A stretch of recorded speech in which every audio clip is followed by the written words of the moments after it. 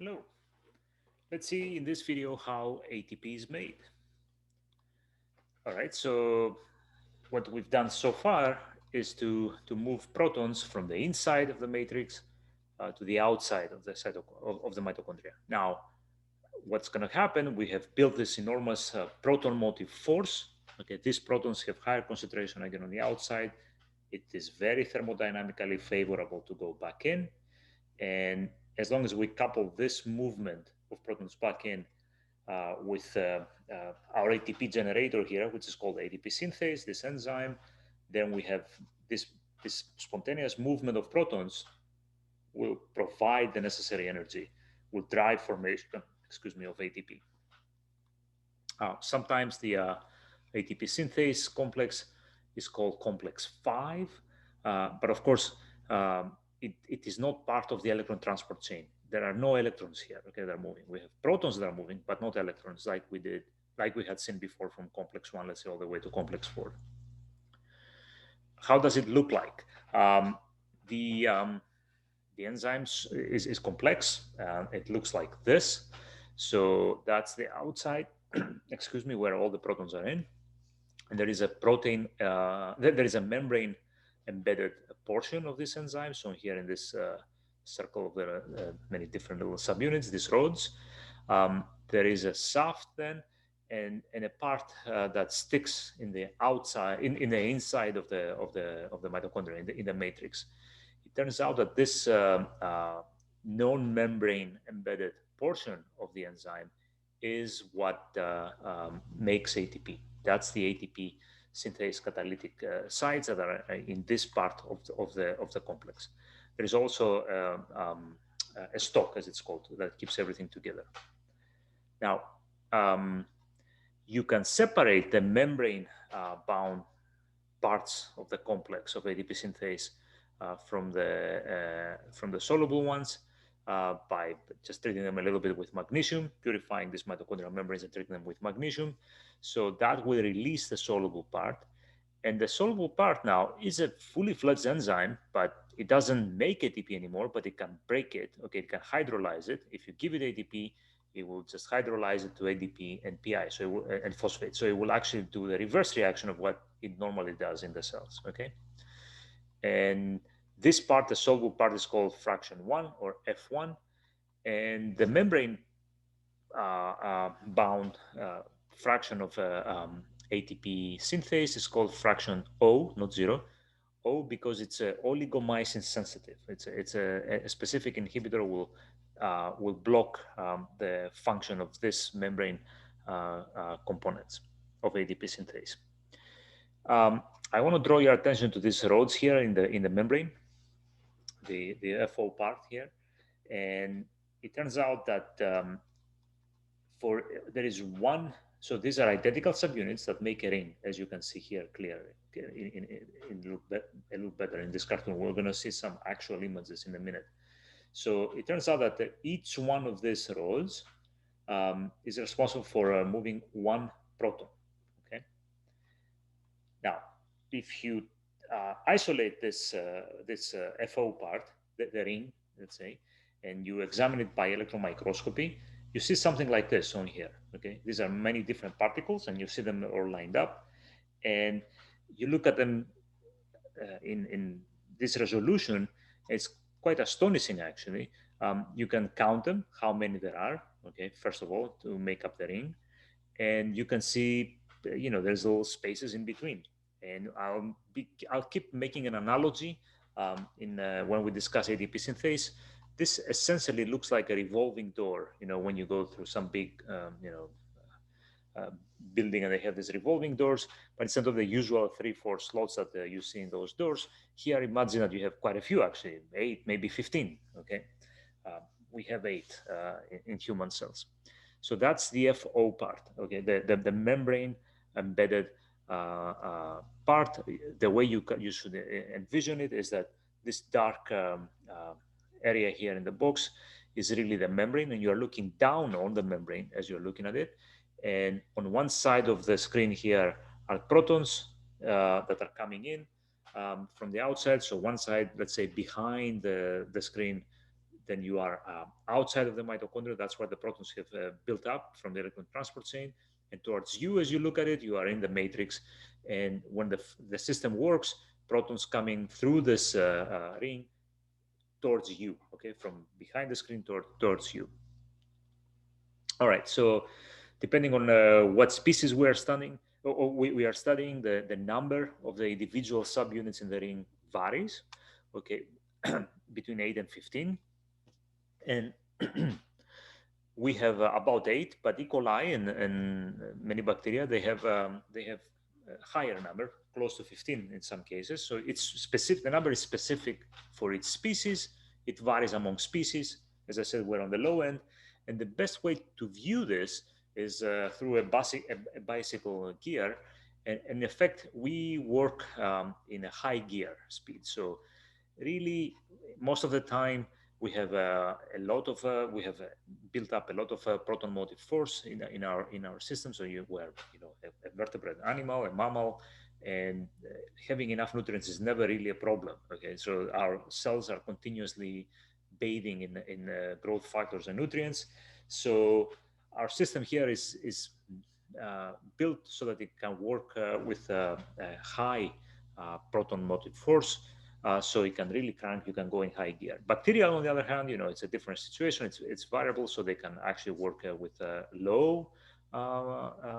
Sometimes they have to work with low proton motive force. So their system having like 15, you know, FO subunits resembles a low gear speed. So where high gear speed, bacteria is more like a low gear speed. So they can adjust better. It turns out that people have measured, okay, so just let me back up. So the movement of protons, okay, literally turns, okay, the soluble through the FO part, literally turns uh, the um, the soluble part. Uh, so you have some torque that is building there, and you can measure how efficient that is, which is a fancy word to say, efficient elastic torque transmission. Really, what that means is whether the gear that we saw here slips or not. And of course, you've all ridden bicycles. You know that occasionally the gear splits, the gear slips, and but that almost never happens with ATP synthase. It is extremely efficient. It's really an extremely well put together machine, molecular machine. Probably one of the most glorious and best understood molecular machines that we have in our cells. So very efficient. Uh, how efficient, you may ask? Well, it comes close to 100%. This is from a paper in Biochemistry that I stole the abstract from. And because I don't know if you remember, in an earlier video, we discussed the whole idea of why cells uh, they are far, far from equilibrium, but yet at steady state.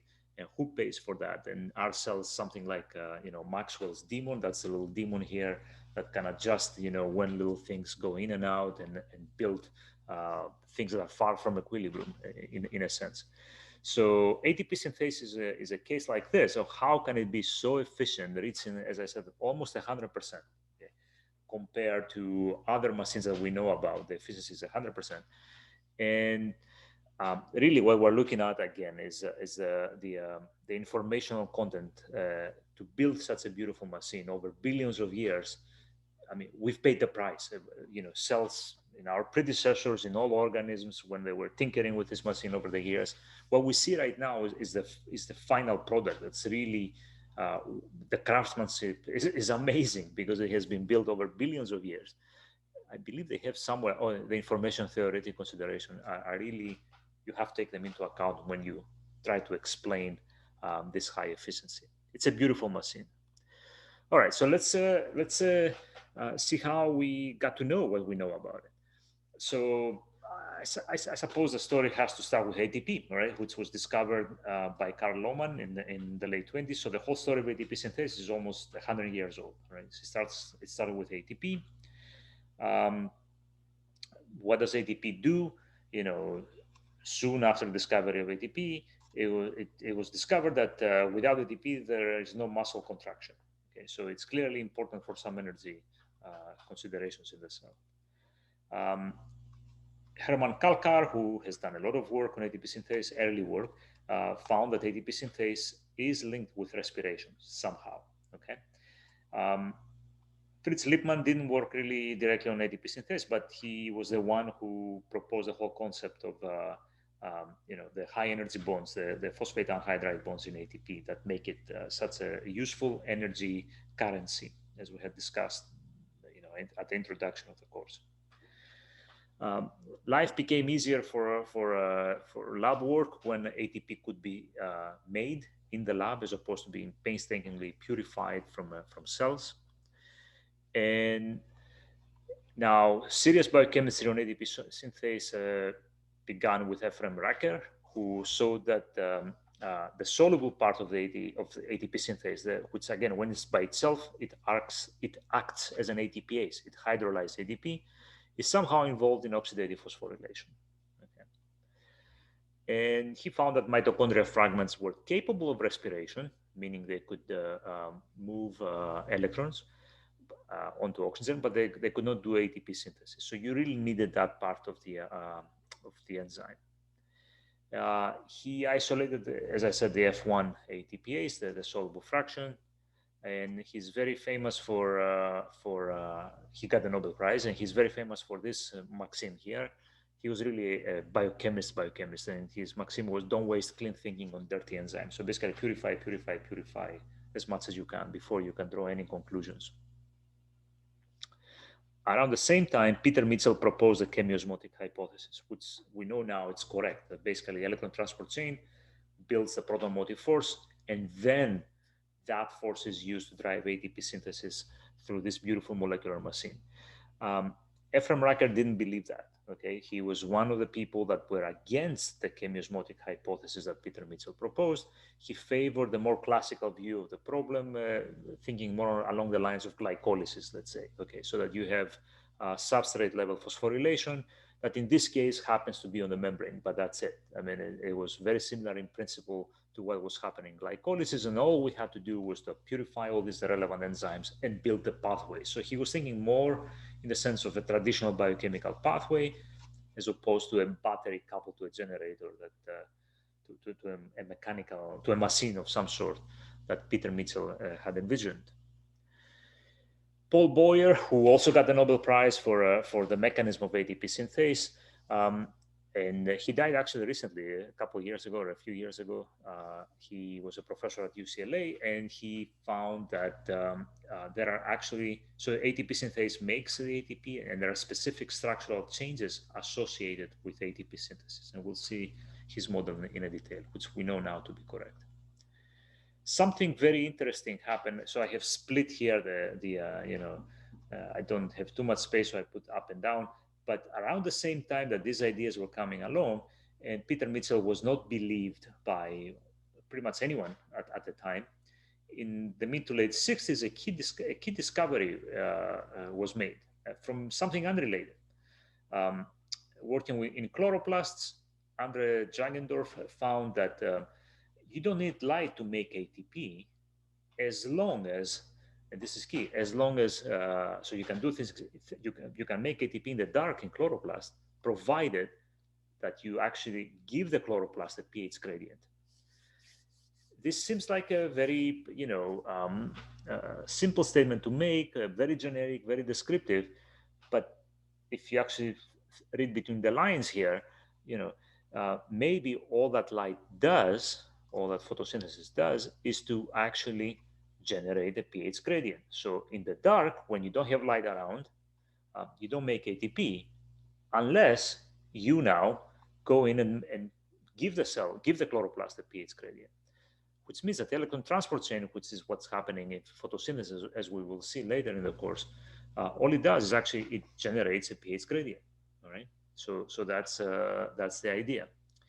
The result, it started putting doubt in people's minds about whether ATP is made in a traditional glycolysis-like pathway with substrate level phosphorylation, as opposed to the chemiosmotic hypothesis that Peter Mitchell proposed. But there were many critics still. They say, well, it's dark. It's dirty. You don't know what you have in there. So how can you make any conclusions? This criticism came, of course, from the hardcore biochemist.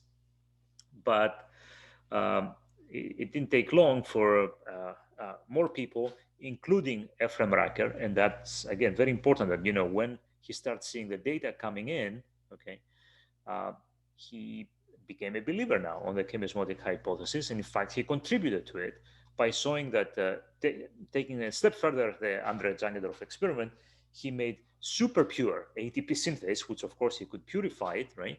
And then he stuck it into vesicles. Forget the chloroplast and everything. Just put the pure enzyme in a vesicle, in a pure membrane vesicle. So you have pure membrane, pure enzyme. All you have is just that, okay? And then you do the Jangadorf experiment where you give it a pH gradient, and all of a sudden you could make ATP. So all you need is a tight membrane, a pH gradient, and a pure enzyme, and you got ATP. So that was a powerful experiment. All right, it shows again that forget about all the complexes that we discussed, complex 1, 2, 3, and 4, and all that stuff that translocate protons. As long as you can recapitulate that, all you need is ATP synthase in the membrane, and no other enzymes are needed, which argues that no big metabolic pathway, with substrate level phosphorylation is needed. So that really all validates Peter Mitchell's chemiosmotic hypothesis. It's a beautiful story. Um, then more and more work was done to really go down to the details of ATP synthase, and that was figured out by Paul Boyer, the enzymology, how that works. And it's kind of an interesting story in itself too. So this is a fundamental reaction, right? So we take phosphate and ADP, and we get ATP, and of course one molecule of water. The reverse is hydrolysis. You take ATP and water, and you get ADP and phosphate. And remember again that if you have the soluble ATPase, the F1 part of the ATP synthase, that will work by itself as an ATPase. It will hydrolyze ATP actually, all right? So this is the model that Boyer proposed. So what he said is this is what happens. So uh, you have the ATPase, okay? You have ATP synthase, and it goes through the catalytic side goes through different conformations, let's say. So it starts with an open conformation, like here at step 1, and ADP and phosphate bind to it. Okay, so it's open to the universe. It brings in ADP and phosphate. So that's the two substrates, right? So this and this, they find the open catalytic site.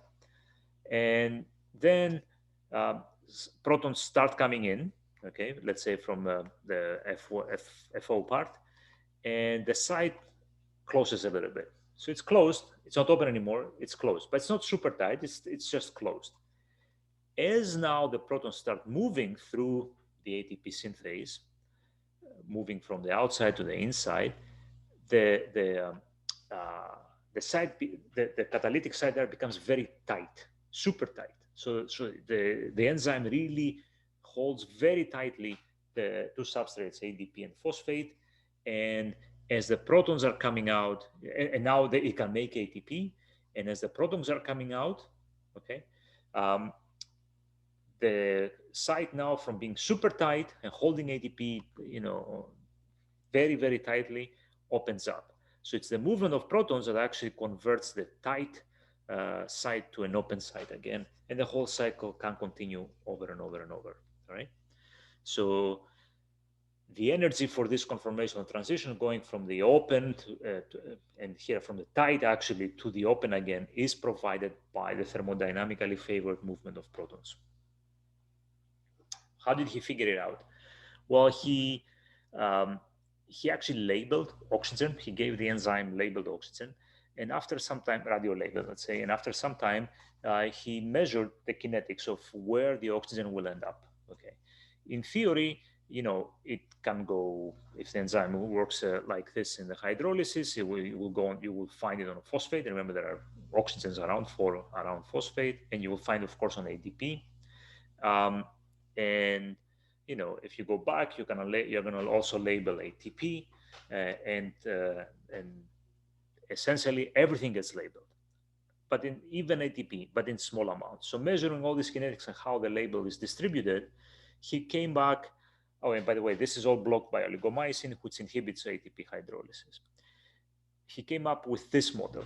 So in the original open conformation, again, we have phosphate and ADP. Then ATP, so here you see actually what gets exchanged. So he measured, how fast the label will pass on, and and he found that uh, the released ATP from the enzyme, okay, to actually get label, you need energy.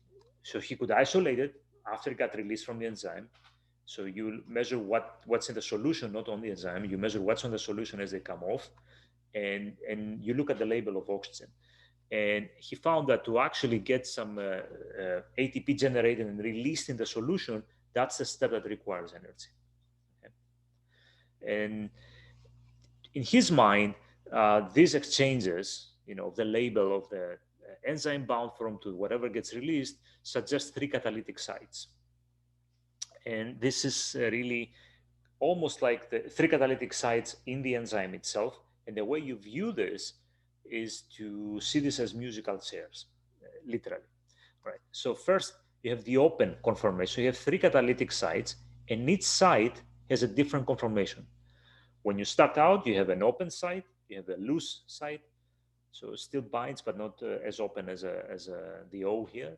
And you have the super tight conformation. All right. So it's when you start out, there is ATP in the tight conformation that cannot get out from the previous cycle of the enzyme. So you have open. Now ADP and phosphate come in, they bind, and they quickly, move on to the loose side. Not as open, but loose. Okay. Now you have two sides that are occupied, let's say. Then you provide energy, and now you know that the energy is actually the movement of protons. Okay. That energy will open up the super tight site, one of the three that has ATP. It will release ATP. Okay. And if your ATP got labeled from oxygen, that's when he's actually going to he's going to find it. So he knows that the energy is required to release ATP. And but as you move around the circle here, okay, so the conformation of one side changes, but the other does too. So from loose becomes tight, and then finally, ATP is released, as I said, from energy, and you end up with this situation where you have now open and loose and tight. They have rotated. There, you recapitulate what you had in the beginning, but it's a different one of the three sides that has this configuration. So you just moved a little bit along the circle, all right? And if you see this in a different way, this is what I was describing to you in the previous slide. This is almost like you have um, a machine with an engine with three strokes or something, two-stroke, four-stroke engines, and all these kinds of things. So it's exactly the same thing. Okay? Now, it turns out then if you have three sites, a full turn of the whole enzyme will produce three ATPs, right? So you start out, you do this essentially three times. So each side will be in the tight configuration at some point. Here we have two. Well, the next one is another opportunity, and so on and so forth. So for every complete turn, you're going to produce three ATPs, because every one of the three catalytic sites will eventually adopt the tight configuration with ATP bound to it. So how do you get a full turn? Well, you get a full turn when the FO part, so remember, this is the F1 part, the soluble part. The FO part is the one that's in the membrane. That's the one that actually, uh, all the electrons are passing through, and all the protons are passing through, excuse me. And how many protons will go through, okay, depends on how many subunits you have. So we have 8, but E. coli has 15. So you need 8 protons for a full turn in our cells, okay, which means you get 3 ATPs from 8 protons. So you can actually start making now um, um, calculations, back of the envelope types of calculations from pH changes and the chemiosmotic and the protomotive force, how many ATPs actually you're going to produce from that force, which is pretty cool. And this gets back to the calculations. It depends, of course, what you get is you divide the subunits by 3. All right. So in our case, we have 8 subunits. So you need, divide that by 3, you get about 3 ATPs.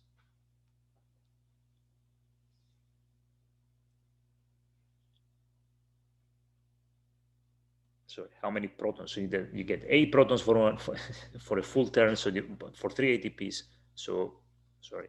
So you get about 2.7, let's say 3 if you have 9 subunits.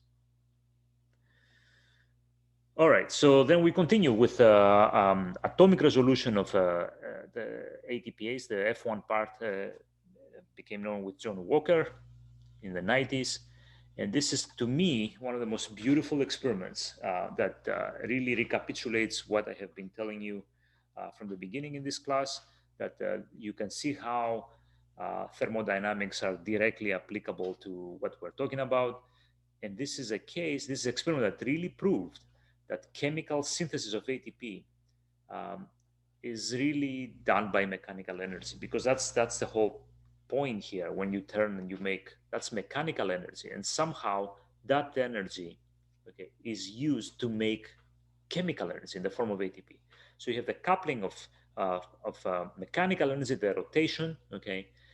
So of course you have, at first you have electrical energy there. You have built up the chemiosmotic difference, and that is converted to, so you have energy conversions. You go from voltage to mechanical energy, motion, and chemistry here. Okay, it's quite astounding. All these transformations, chemistry and energy transformations, are happening on ATP synthase, which is astounding. But how do you prove that?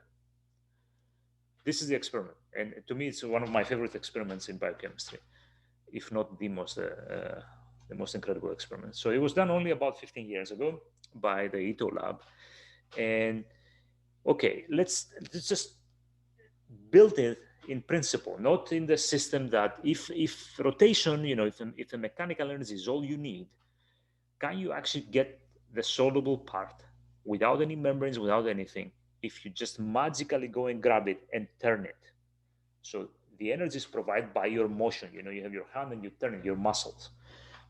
If you do that, will you get ATP if you give it ADP and phosphate? It's even ridiculous to even contemplate such an experiment, but they did, and they got it to happen. Now, of course, what you need is some magical hand to go grab the enzyme and turn it. Okay, how do you do that? Well, this is the complex.